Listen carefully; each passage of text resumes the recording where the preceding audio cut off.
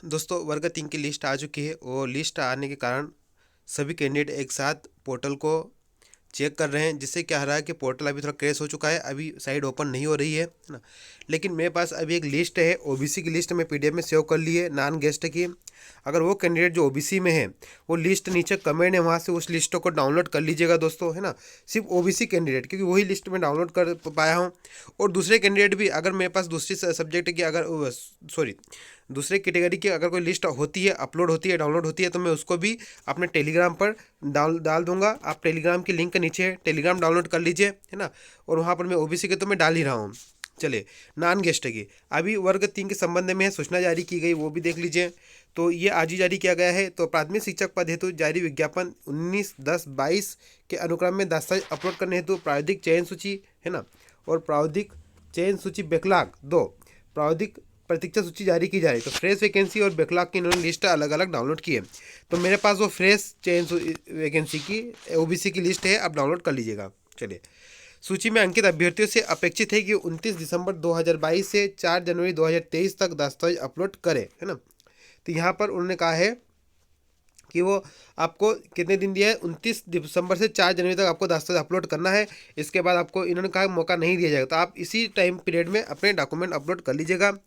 अब यहाँ पर कहा गया है कि ऐसे अभ्यर्थी जिनका चयन आरक्षण के नियमों के तहत हुआ है, वे अपने डिजिटल जाति प्रमाण पत्र बनवा ले, मतलब डिजिटल ही बोला है, वो अभी बनवा ले, ध्यान रखना है ना।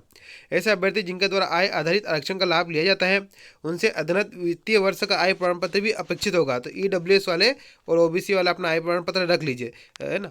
तो इसी आधार पर संबंधित की अभ्यर्थता मान्य अमान्य की जाएगी। अगला है कि ऐसे अभ्यर्थी जिनका चयन दिव्यांग श्रेणी में हुआ है, उनको भी अपने दिव्यांगता का प्रमाण पत्र रखना है वैध, है ना। और यहाँ पर 40% से अधिक स्थायी दिव्यांगता का प्रमाण पत्र होना है।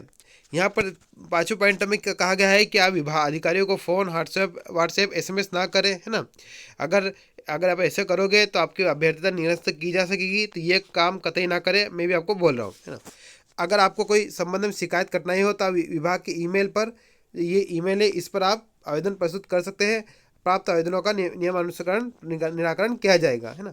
दूसरी बात, यदि अभ्यर्थी किसी की को चयन प्रक्रिया के संबंध में कोई जानकारी चाहिए तो trcmponline.gov में दी गई जानकारी को अध्ययन करें और इस टेलीफोन नंबर पर MP ऑनलाइन के टेलीफोन नंबर पर कॉल कर सकते हो। हालांकि यहाँ कोई सी स्पेशल जानकारी नहीं मिलती है, तो कोई मतलब ज़्यादा नहीं रहेगा, है ना। फिर भी आप चाहे तो कर सकते हो।